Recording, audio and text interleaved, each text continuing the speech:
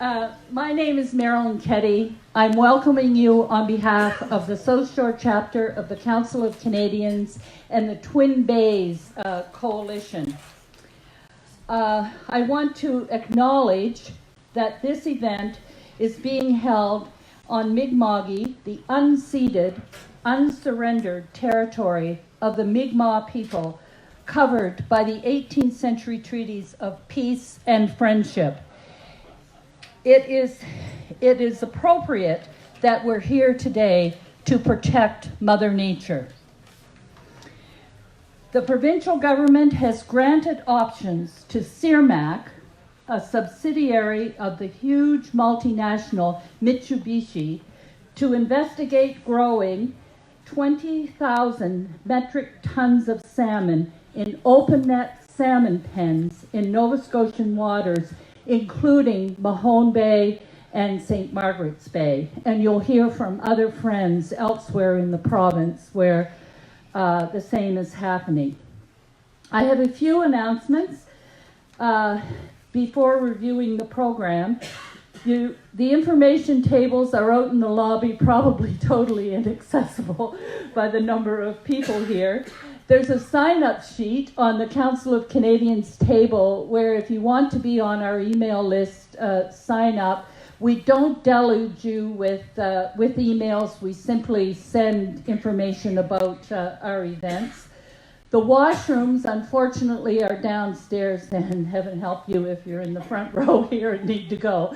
But they're downstairs, or you go across the main lobby and up the stairs, and there are more.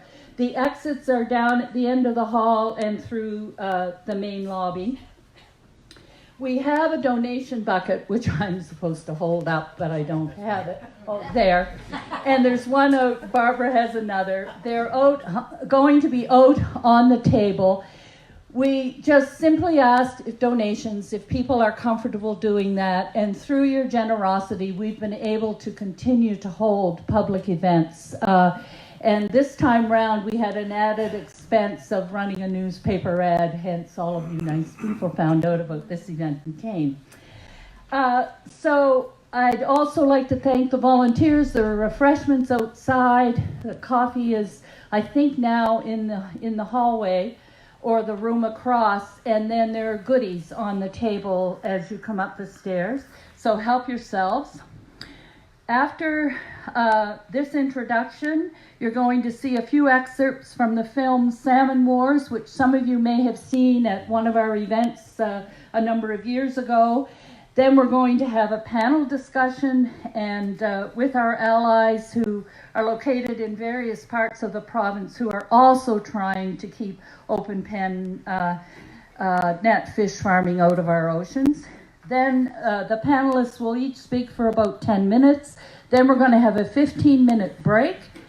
Then we're going to hear something, a positive alternative from an all Nova Scotian, zero chemical, zero antibiotic, zero waste, sustainable process that could be an option for us. Then after that presentation, the panel and Jim Lawley, who's the speaker for that session, will come up, and there will be questions from the floor for about a half hour, and then we can go home. So thank you very much for coming. I'll now turn it over to Chris Hyde. Chris Hyde is a member of our Council of Canadians Steering Committee. He's also our rep on the Twin Bays Coalition. He's worked tirelessly to put this event together with great success. Thank you, Chris. So over to you.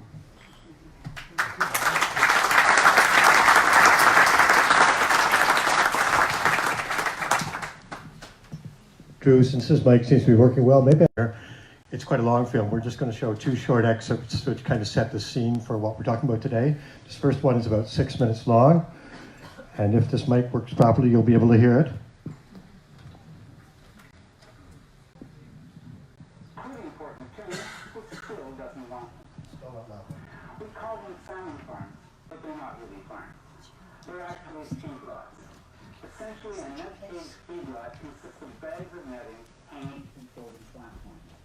Tens of thousands of small fish are dumped into the net, fed, and held until they reach market size.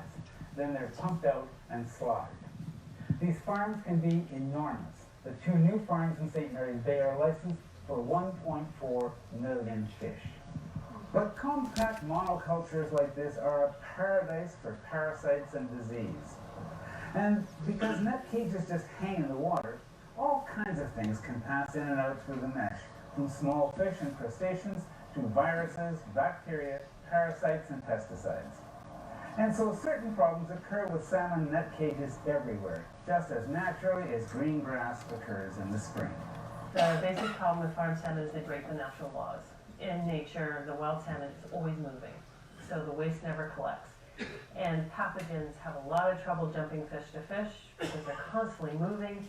And any salmon that's a little bit slow, a little bit wobbly on the edge of the school, there's a predator takes it out. At every age class and size, there's always predators trimming up these schools, and so you don't get epidemics. Alexandra Morton was once described by a journalist as the citizen scientist who overcame intimidation by bureaucrats, indifference from government scientists, and dismissal from industry to force the plight of wild salmon to the top of British Columbia's political agenda. Then you take now a salmon farm. It really doesn't matter what you put in there, whether you put a Pacific salmon or an Atlantic salmon, it's the same dynamic. The wild fish come by and they infect the farm fish. That's definitely part of the dynamic. Sea lice, viruses, bacteria. The wild fish go into the rivers, they die. The farm fish, everybody is pressed together, and so the pathogens are having a heyday. They're jumping fish to fish to fish, and now they're competing against each other, so it increases virulence. This has actually been studied. It makes them more virulent because there's no longer any reason for those pathogens to live lightly on their host. Take sea lice, for example, small crustaceans that lock onto salmon and feed on their mucus, blood, and skin, creating deep open wounds that provide an invasion route for bacteria and viruses. A few sea lice can kill an immature salmon, and larger numbers can weaken or kill even a fairly large fish. To combat sea lice, salmon net cage operators lace their food pellets with drugs and pesticides. As the lice become resistant to those chemicals, the operators move to stronger ones. They may also pump the fish into tank boats, where the fish are bathed in chemicals like hydrogen peroxide. When that fails, some operators, at least, move to strong but illegal pesticides like cypermethrin. And that's the story behind the chemical kill that wiped out Stuart Lamont's lobsters in 1996 and wiped out thousands more in 2009. Drugs aren't the only foreign substance in salmon feed. The flesh of farm salmon is white, not salmon-colored. It arrives in the supermarket salmon-colored because it's had dye in its food. Other fish sometimes pick up salmon feed that's fallen through the cages with odd results. Here's Guy Melville, a retired scientist who lives in Freeport. There's a salmon-colored pollock. It's in my freezer. And, as naturally as birdsong in summer, masses of salmon produce masses of feces. Wild Atlantic salmon spread their waste over huge stretches of ocean. They migrate between eastern Canada and Greenland, but farm salmon drop their waste right through the bottoms of their cages. 1,800 metric ton of waste. That's what these sites in 1 year are going to produce. Yeah. And that is the equivalent of Digby County, all going to the bathroom. That's what's being dumped down here on our bottom every year when they get up into production. They can come shit all over us and they don't have to look after their waste. That's why they have 52% profit. 52%? Well, Cook Aquaculture is a private company, so we don't see their financial statements. But a Department of Fisheries and Ocean study set the average return on investment of net 10 operations at 54%.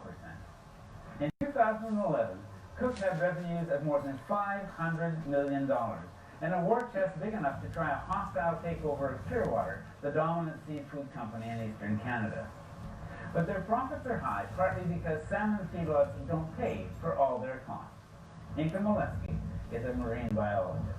The industry is not paying for the waste that it's generating. That's being borne by the environment and all the other species that inhabit that environment where fish farms are located. It's really one of those, it's out of sight and out of mind to most people. Most people don't get to see what it's like under a fish farm. All they get to see is on the surface, and it looks very nice. Leaping salmon, being tossed food, but underneath it's a waste dump. It's a sewage type environment. What's on the bottom is a toxic sludge up to a meter in depth, composed of feces, putrefying food, and dead, disintegrating fish, all spiced with drugs, other chemicals, and dyes. Nothing can live there except a specialized worm and a carpet of bacteria. So what you have here, this is my farm site, and you can see these white patches that are quite extensive. These are the Vegetoa or Vegetoa mats, these bacterial mats that are covering the surface. This bottom is toxic. That's the first excerpt. The next one is very short. It's just from the end of the film. It may seem a little reminiscent to some of you. I'll just take a moment to cue it up.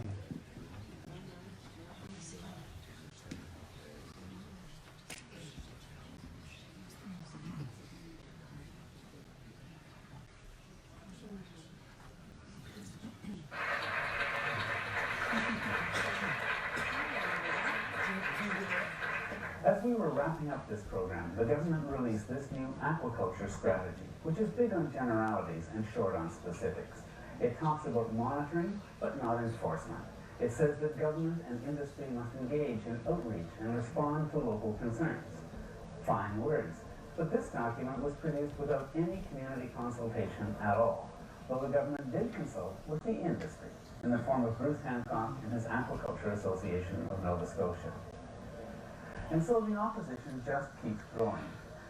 More than 100 organizations, community groups, conservation groups, representatives of tourism, recreation, and the traditional fishery have now come together in a broad and growing coalition to oppose the granting of further net pen licenses and ultimately to call for the removal of existing net pens from Nova Scotia's coast.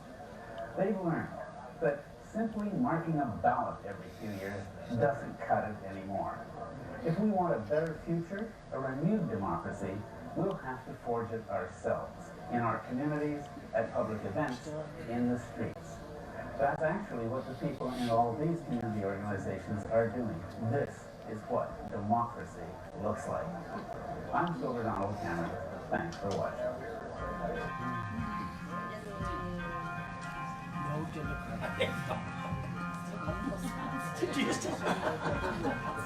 I'm just going to let those credits roll and give this back to Marilyn. Okay, maybe if the panelists could come up while the credits are rolling.